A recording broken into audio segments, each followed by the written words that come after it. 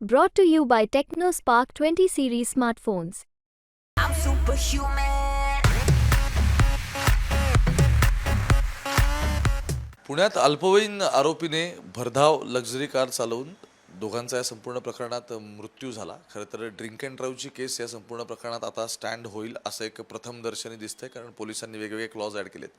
पण जी अग्रवाल हे संपूर्ण कुटुंबीय आहे, या बेल करण्यासाठी या अग्रवाल कुटुंबियांमधले जे सुरेंद्र अग्रवाल आहेत, म्हणजे विशाल अग्रवाल संबंधित व्यक्तीचे वडील आहेत, जे आता 24 तारखेपर्यंत पोलीस कस्टडीमध्ये आहेत, आणि सुरेंद्र अग्रवाल ज्यांचे या संपूर्ण प्रकरणात अंडरवर्ल्डशी संबंध होते, अगदी छोटा राजनपर्यंत नाव घेण्यात आलं. या संपूर्ण प्रकरणामध्ये नक्की काय घडलेलं होतं आणि अंडरवर्ल्डसोबत त्यांचे नक्की काय इश्यू होते, या प्रकरणात आधी एक गोळीबारसुद्धा पुण्यात 2009च्या साली झाला होता. माझ्यासोबत आत्ता स्वतः भोसले आहेत या संपूर्ण प्रकरणात बोलायला. 2009ला म्हणजे मला जो प्रसंग आठवतो त्यानुसार निवडणुका होत्या, तुम्ही प्रचार करत होता आणि त्यावेळी गोळीबार झाला होता. आणि एक्झॅक्टली मला सुरुवात ॲक्च्युली इथून करायची की अग्रवाल फॅमिली आणि तुम्ही हे कनेक्शन एक्झॅक्टली काय आहे? माझं सर्वात प्रथम तुम्हाला सांगतो, रेसिडेन्सी क्लब जेव्हा स्थापन झाला त्याच्यानंतर मी रेसिडेन्सी क्लबची रीतसर पैसे वगैरे भरून परवानगी पैसे भरून मेंबरशिप घेतली. ती मेंबरशिप घेत असताना जाणं येणं, तिथं स्विमिंगला जाणं, एक्सरसाइजला जाणं, क्लबमध्ये बसायचो आम्ही जाऊन. त्यामुळे राम अग्रवालची माझी मैत्री झाली. Ram Agarwal, S K Agarwal, V K Agarwal, M K Agarwal हे 4 भाऊ आहेत. थोडंसं क्लिअर करून की राम अग्रवाल हे सुरेंद्र अग्रवाल यांचे बंधू आहेत. राम अग्रवाल सर्वात मोठे सुरेंद्र कुमार अग्रवाल, मग नंतर महेंद्र कुमार अग्रवाल, मग रामकुमार अग्रवाल आणि शेवटी विनोद कुमार अग्रवाल, हे 4 भाऊ आहेत. तर माझं रेसिडेन्सी क्लबला मेंबरशिप असल्या कारणानं जाणं येणं होतं. त्याच्यातनं आमची मैत्री झाली. राम अग्रवाल आम्ही सगळे बसायचो वगैरे, उठायचो आम्ही. तर त्या काळात 7-8 सालच्या दरम्यान राम अग्रवाल आणि सुरेंद्र कुमार अग्रवाल ह्या भावांमध्ये पैशावरनं वाद चालू झाला. पैशावरनं वाद झाला असताना यांची खूप घरात भांडणं व्हायची, बसायची रोज, म्हणजे त्यांच्या घरात एकमेकांना फार अंगावर जाणं मारणं इथपर्यंत सगळं चाललं होतं. त्यानंतर सुरेंद्र कुमार अग्रवाल यांनी काय केलं, राम अग्रवाल यांची जी सून आहे तिचा आता घटस्फोट झाला, जी अगोदरची बायको अजय अग्रवालची, तिला हाताशी धरून रामकुमार अग्रवाल, अजय अग्रवाल, रामकुमार अग्रवालच्या 2 मुली, दोन्ही जावई यांच्यावर गुन्हा दाखल केला विनयभंगाचा, सुरेंद्र कुमार अग्रवालनी यांच्या सुनेला हाताशी धरून.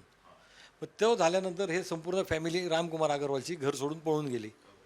जस्ट मला व्ह्युअर्सला क्लिअर करायचं आहे की सुरेंद्र कुमार अग्रवाल हेच आहेत ज्यांनी संबंधित मायनर जो मुलगा आहे त्याचे ते आजोबा आहेत, आणि त्यांनी जी बेल ऑर्डर आहे त्या बेल ऑर्डरमध्ये त्यांनी अशी हमी दिलेली आहे की आमचा नातू येणाऱ्या काळामध्ये कोणत्या वाईट संगतीत नसेल आणि तशी संगतीत त्याला पाठवणार नाही, आणि ते हमीपत्र जे संपूर्ण घेतलं त्याच्यावर त्यांची सही आहे. हां, हे स्वतः गुन्हेगार आहेत. ते ह्यांची जी सही करून ह्यांनी कशी काय घेतली तेच कळत नाही आहे. कारण हा माणूस स्वतः गुन्हेगार आहे, अंडरवर्ल्डशी कनेक्ट केले हा माणूस. आणि आम्ही तुम्हाला जो प्रकार सांगत होतो, म्हणजे भावाभावांमध्ये वाद चालू झाले. मग नंतर यांची जामीन झाली. पळून गेल्यानंतर राम अग्रवाल 15 दिवसांनी परत पुण्यात आले. यांची अँटीसिपेटरी बेल वगैरे काय झाली. परत पुण्यात आल्यानंतर परत यांचे वाद चालू झाले पैशाच्या ह्याच्यावरनं. राम अग्रवाल म्हणला, मी तुला 1 रुपया देणार नाही, म्हणला तुला काय करायचं ते कर. मग हा गेला छोटा राजांकडं बँकॉकमध्ये, छोटा राजांच्या एका हस्तकामार्फत. तिथं छोटा राजन यांना भेटला. छोटा राजन यांनी मला मारायची सुपारी दिली.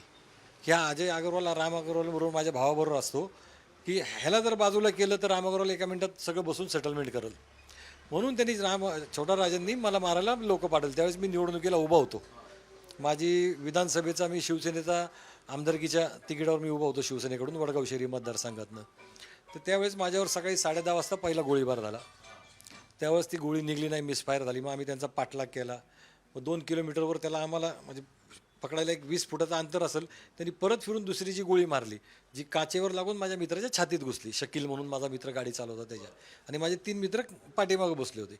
आता आम्ही मग जागेवर गाडी थांबवली, त्याला घेतलं, पाठीमागं गाडीत ठेवलं, रुबियाला घेऊन आलो. मग त्यावेळेस आम्ही बन गार्डन पोलीस स्टेशनला कंप्लेंट वगैरे सर्व काही दिली होती.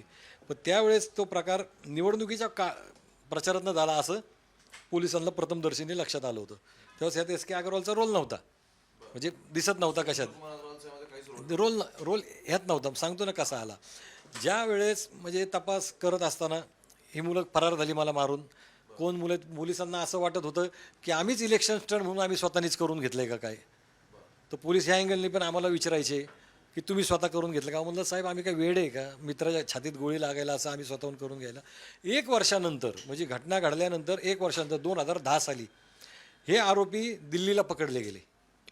दिल्लीमध्ये त्यांना मुंबई पोलिसांनी जाऊन पकडलं. जेव्हा मुंबई पोलिसांनी त्यांना मुंबईमध्ये आणलं तेव्हा त्यांनी कबुली जबाबमध्ये सांगितलं की 2009 साली आम्ही असं इथं निवडणूक होती, ह्या निवडणुकीच्या काळामध्ये ह्या माणसाला मारायची आम्हाला सुपारी होती, छोटा राजन आणि एस के अग्रवाल यांनी दिलेली होती, बोले सुरेंद्रकुमार अग्रवालनी. त्यांनी ती कबुली दिली. मग ती कबुली देत असताना त्यांनी परत चेंबूरमध्ये त्यांनी फरीद तनाशा म्हणून एक कोण छोटा राजन गँगचाच माणूस होता, फरीद तनाशालाही घरात जाऊन त्यांनीच मारलं होतं. मला जे मारायला मुलं आले होते ना साकीब म्हणून त्यांनी. आणि परत एक UP-मध्ये का दिल्लीमध्ये त्यांनी एका आमदारांची मर्डर केली त्याच काळात, त्या 1 वर्षात. म्हणजे इथनं माझ्यावर करून जाऊन पळून गेल्यावर. म्हणजे तुम्हाला जे मारेकरी मारायला आले होते ते या संपूर्ण प्रकरणामध्ये गवले. पूर्ण प्रकरणामध्ये गोवले होते आणि त्यांचे SKचे संबंध होते. SKनी त्यांना त्यांचं रेसिडेन्सी क्लब म्हणून हॉटेल आहे मुळशीला, तिथे त्यांना ठेवले पण होते. हे सगळं पोलिसांना माहिती आहे. काहीच कारवाई नाही, काहीच. शेवटी CIDने नीट तपास केला नाही. ज्यावेळेस कळलं त्यांना आणल्यानंतर की बाबा SK अग्रवाल, मग आम्ही CIDत तो तपास केल्यानंतर CIDला जाऊन सांगतोय की कसं झालं काय झालं, तरी CIDवाल्यांनी त्याला काय केलं नाही. CIDने त्याला क्लीन चिट दिली. त्यांच्यावर आजपर्यंत कधीच गुन्हा दाखल होत नाही. झाला तरी नॉमिनल गुन्हा, असा अटक झाली की 1 तासात त्यांची जामीन होती. हे आता प्रकार हा मीडियामुळे वर ओपन झाला म्हणून हे सगळं झाले. 1 तासात जामीन होते कसं काय?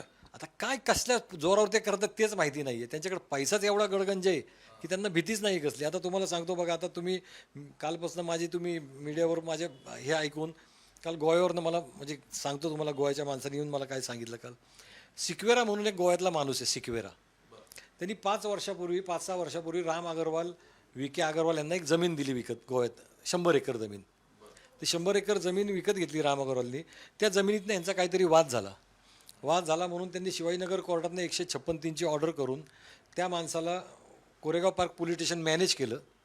त्या माणसाला 2 पोलीस प्रायव्हेट गाडीमध्ये जाऊन, 2 पोलीस प्रायव्हेट गाडी, त्यांचा वकील झेंडे आणि पुण्यातले काही नामचीन गुंड, अशा 3 गाड्या जाऊन त्या माणसाला गोव्यावरनं आणला.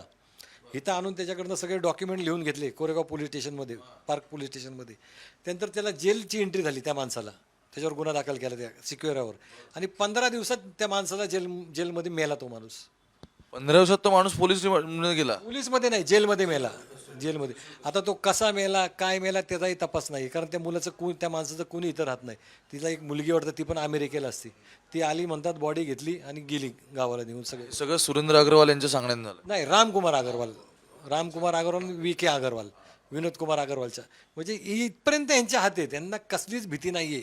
आपण काय करतोय, पुढं काय होईल त्यांना माहिती. पैशाच्या पुढं सगळं काय सलाम करतात. त्या माणसाला, त्या सिक्वेराला त्यांनी आणून इथं मारलं म्हणतात. ते गोव्यातली लोक सांगत होती काल, हे असं आमच्या इथल्या माणसाबरोबर घडलंय. म्हणजे एवढे क्रूर लोक आहेत हे अग्रवाल फॅमिली.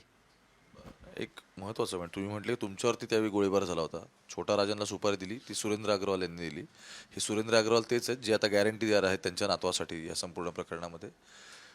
ते हमी अशी देत आहेत नातवाबद्दलची की नातू चांगल्या संगतीत राहील किंवा वाईट संगतीत राहणार नाही, असं ते स्पेसिफिकली आहे. आता काय होईल असं वाटतं इतकं सगळं झालं आणि त्या प्रकरणात? ज्या माणसाची लायकीच नाही हमी द्यायची, तो माणूस कशी काय हमी देऊ शकतो? तो अंडरवर्ल्डची कनेक्टेड माणूस आहे.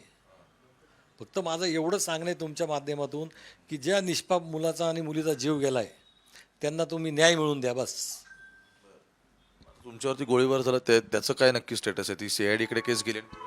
ती CIDकडनं केस गेल्यानंतर आता ज्यावेळेस छोटा राजन यांना हिंदुस्थानात आणलं परदेशातून, तर सगळ्या केसेस ज्या छोटा राजन यांच्या आहेत त्या CBIकडे मर्ज करण्यात आल्या. आणि CBIचं एक कोर्ट हायकोर्टच्या शेजारी बसतं, त्या कोर्टामध्ये ह्या सगळ्या केसेस चालू आहेत. जेवढ्या हिंदुस्थानात केसेस छोटा राजन यांच्या त्या CBIच्या कोर्टात चालू आहेत. तिथं आता आमच्या तारखा चालू आहेत, आमच्या 12 जणांचे जबाब झालेत. आम्ही आमच्या पद्धतीने 2009ला जसा प्रकार घडला आहे तसंच्या तसं सगळं सांगितलेलं आहे आम्ही तिथं. आम्ही आरोपीला पण ओळखलेलं आहे. आरोपी कुठल्या तरी जेलमध्ये, TR जेलला का नैनिताल जेलला आरोपी येतो साकीब, त्याला आम्ही तिथं जजच्या समोर त्या ह्याच्यावर दाखवतात ना व्हिडिओ कॉन्फरन्सवर, तिथं ओळखलं आहे आम्ही त्याला बरोबर. हो, त्यातले 3 आरोपी अजून फरार आहेत माझ्यावर ज्यांनी गोळीबार केला आहे त्यातले. 2009 साली गोळीबार केला? अजून फरार आहेत. संजय यादव आणि अजून एक काहीतरी नाव आहे, ते अजून फरार आहेत. ठीक आहे. शेवटचा प्रश्न आहे मध्ये, म्हणजे आताच्या जी संपूर्ण ही काही घटना घडली यामध्ये जे साक्षीदार होते किंवा आय विटनेस होते जे माध्यमांसमोर आले त्यांना किंवा जे नाही आले अशा काही लोकांना धमकवल्याचा प्रयत्न होतोय अशी एक चर्चा आहे. अजून पोलीस जरी या गोष्टीला डिनाय करत असले तरी सुद्धा अशा पद्धतीच्या गोष्टी होऊ शकतात हे सुद्धा ही शक्यता हे सगळं बॅकग्राऊंड बघता आणि ही घटनाक्रम बघता काय नाकारता येत नाही. तुमच्या वेळी जेव्हा गोळीबार झाला होता त्यानंतर अशा काही गोष्टी घडल्या होत्या? मला आलते ना धमकीचे फोन, पण मी नाही घाबरलो कोणाला. मी एकदा कोर्टात जाताना मला पनवेललाही धमकीचा फोन आला होता. मग मी पनवेल पोलीस स्टेशनला जाऊन तिथेही FIR दिलेली आहे, त्याची कॉपी माझ्याकडे. मी नाही घाबरत कुठल्या गोष्टीला, कारण मी सक्षम आहे सगळ्या याला फेस. एखादा माणूस असतो आपल्यासारखा जो घाबरत नाही, पण हे जे बिचारे निष्पाप लोक आहेत, आता काल ज्या मुलांनी त्या मुलाला पकडलं ते मुल्ला म्हणून आहे, उद्या त्यालाही त्रास देतील हे लोक, त्याच्यावर प्रेशर करतील. हे काही करू शकतात हे काही, या अगरवाल फॅमिली. एक ह्या सगळ्या प्रकरणात फार महत्त्वाची गोष्ट ही आहे की जसं ते आत्ता म्हणतात म्हणजे त्यांच्या बाबतीत हा प्रसंग घडला, त्यांचा हा अनुभव या आधीचा या संपूर्ण कुटुंबाबद्दल, त्यामुळेच हे म्हटलं जातं की जे आय विटनेस आहेत, जे पुरावे या संपूर्ण या प्रकरणात सगळे देण्यात आहेत त्यांच्यावरती प्रेशर बिल्टअप होऊ शकतं. कारण ही कौटुंबिक पार्श्वभूमी सगळी पाहता ते कोणत्याही एक्स्ट्रीम लेवलला जाऊ शकतात असं आत्ता यांचं पण म्हणणं आहे. पण अर्थात कोर्टात काय होतं आणि अजून फायनल ऑर्डर यायची सगळ्या प्रकरणात 24 तारखेपर्यंत विशाल अग्रवाल जे वडील आहेत त्यांची पण कस्टडी आहे. त्यामुळे त्यानंतर गोष्टी नक्की कोणत्या वळणावर जातात ते पाहणं पण महत्त्वाचं ठरेल. पण अंडरवर्ल्डचे असलेले संबंध, त्यानंतर एका श्रीमंत वडिलांचा मुलगा जो अशा पद्धतीने रस्त्यावर गाडी चालवतो आणि ते आता सगळं या वळणावरती येऊन पोहोचतं, हे आता पुढे नक्की कुठे आहे ते पाहणं महत्त्वाचं ठरणार आहे. कॅमेरा पर्सन गोपाळ हरणेसोबत मी ओंकार वाबळे, मुंबई तक, पुणे.